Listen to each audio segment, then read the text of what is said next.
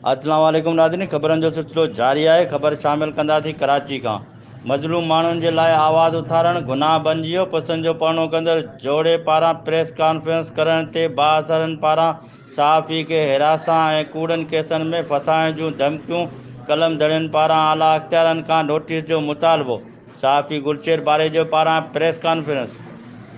City court Karachi में प्यार जो परणो कंदड़ जोड़े रमज़ान लासी ॻोठ जे रवासिन मोहम्मद शरीफ़ मेमन ऐं अज़ीज़ा गबोल पारां तहफ़्फ़ुज़ जे लाइ गॾा प्रेस क्लब कराची पहुची प्रेस कॉन्फ्रेंस कई त असांजे जान खे ख़तरो आहे। असांजा माइट ऐं कुझु इलाइक़े जा बाअसर माण्हू असां ॿिन्ही दाल मुर्तनि खे मारण जे लाइ ॻोल्हे रहिया आहिनि।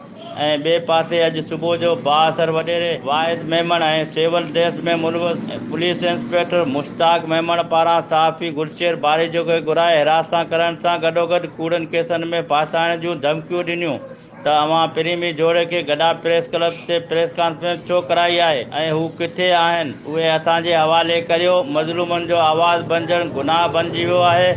कलम दड़नि ऐं गॾा प्रेस क्लब जे सथ पारां इन गंदे अमल जे सख़्त लफ़्ज़नि में मज़मत। चीफ जस्टिस ऑफ पाकिस्तान ऐं chief justice Sindh high court IG Sindh ऐं ॿियनि अख़्तियारनि खां नोटिस जो मुतालबो कंदे घुर कई आहे त सहाफ़ियुनि खे धमकियूं ॾींदड़ बाअसरनि ख़िलाफ़ तुर्त कार्रवाई कई वञे। सहाफ़ी पारां प्रेस कॉन्फ्रेंस। मूंखे हिरासत करे कूड़नि केसनि में फसाइण जे लाइ धमकियूं ॾींदड़ बाअसरनि ख़िलाफ़ कार्रवाई करे तहफ़्फ़ुज़ फ़राहम कयो।